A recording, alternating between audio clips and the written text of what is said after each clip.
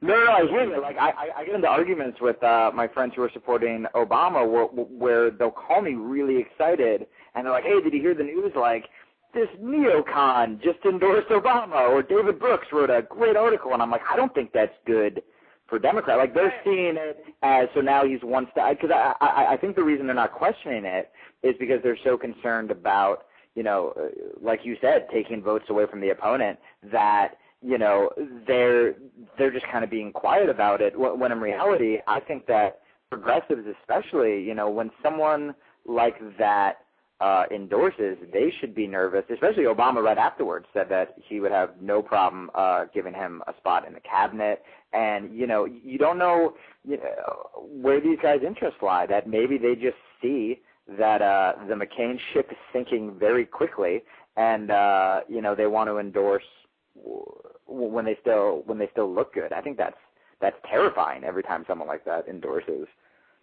Yeah, and I think it's worth keeping in mind that, you know, to win a political contest, you often surround yourself with people that are good at running campaigns.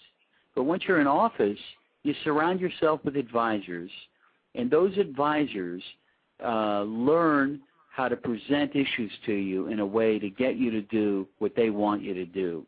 When you start putting Colin Powells in your, you know, administration, you're guaranteeing that a very conservative element is present, and you're going to keep a lot of the George Bush people, in effect, having access to our foreign policy. So I see it as very troubling. Well, we kind of alluded to this before, but I was wondering if you could talk about it in more detail. What are your thoughts on the Wall Street bailout that Barack Obama and John McCain both approved? Well, I think it's a mistake. I think that this crisis is much deeper, and I think we're going to see the real extent of this crisis once the election happens. I think neither of these candidates should be elected. I think Obama's presented a couple of arguments for why he's the better candidate on the issue, but as to one of the issues, you know, he's never responded to anybody saying, hey, what do you say about Democrats having passed these laws? And then he makes a big deal out of a letter he wrote to the Treasury Secretary on home mortgages. Well, you know, Hillary Clinton was already giving public speeches about it, as were other politicians. So, you know, I don't think it's fair to want to base your, this argument that you were ahead of the curve in protecting the American people because you sent, in effect, a letter of inquiry to the Treasury Department, and somehow that absolves you of the responsibility that you deserve for being in the United States Senate and not dealing with this. I mean, this is a candidate who, before he got to the Senate, said he would not run for president because if he were going to run, he'd have to start even before he got to the Senate and knew where the bathrooms were, you know. Those were his words. And he started running. He would cite, some, foreign affairs subcommittee that he was on as a reason why he had foreign policy experience, even though the committee had never met while he was on it. I mean, this is it's just extremely misleading. I think the bailout, I think, there are a lot of economists out there. I'm sure you've seen some of the threads that have been out there, Nobel Prize winners included, who said the bailout was a mistake. In effect, you're bailing out creditors, not shareholders. And we should be focused on protecting homes and mortgages and trying to get these variable interest rates under control. We can buy homes out of bankruptcy, offer them back to the people that are losing them.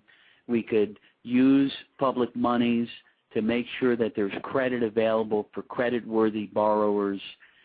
We can start having the dialogue that I think Ron Paul has started as it relates to the Federal Reserve. And, if it necessitates a public bank that buys the solvent portion of financial institutions that are going under or out of bankruptcy, then that's what we should be doing. But buying bad credit in a crisis that is probably tens, if not hundreds of trillions of dollars deep is a terrible mistake. Yeah. This is something that I thought you did that was so cool, and it's so funny. Like, when we first discovered you once, Nader announced you the VP, we were watching all your speeches, and one of the things that was so striking to us is that we're so used to politicians dodging questions and, again, just speaking in those broad, just hope and change and et cetera, or fear or terrorist or Muslim or whatever. And we were watching when you were talking about election reform, and you were talking about how, the system's broken and that, we should have people winning by majorities, and et cetera, et cetera. And then when I was like, yeah, he's right, suddenly from out of nowhere you also were like, and I have a solution. And I remember my first thought, I was like, holy shitty, what? Like, I'm just not used to that follow-up of, and here's what we do. Could you talk about, I thought this was, it just seems, once I heard it, it just seemed like one of those common sense things that it's like, why haven't we been doing this all along? But could you talk about, how it related to, let's say Florida, you use that as an example, and then what you guys did in San Francisco with the voting system?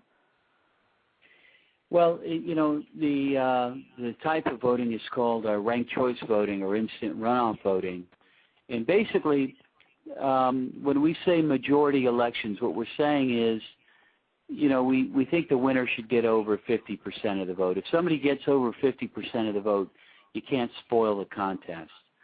And you can either do that with the traditional runoffs that many municipalities have, or you can institute instant runoff voting or ranked choice voting, where a voter can go to the poll one time. It doesn't necessitate coming back a month later and voting, among the top two candidates, because in that trip to the ballot box, we capture your runoff choices, your second and third place choices, so we already know who you would vote for in the runoff if your first place candidate didn't make it.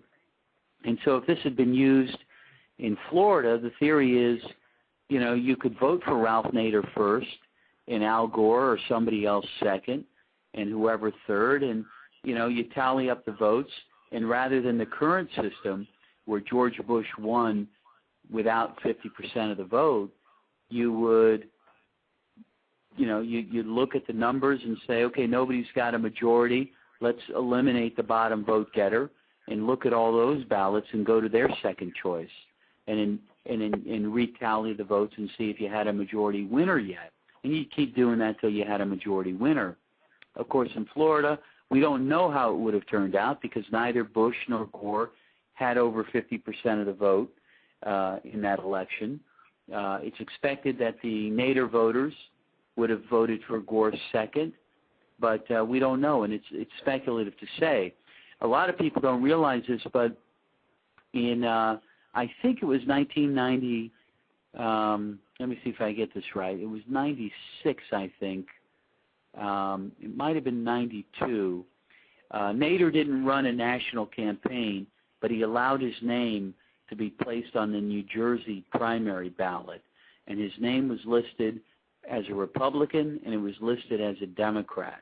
And so it was interesting that he was on both ballots.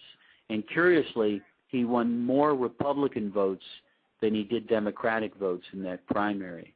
Wow. I want to say they were both around 3,500 votes. The point being, today you see different polls where Nader's included, and sometimes he hurts McCain, sometimes he hurts Obama. So I don't think, it's right. always exact.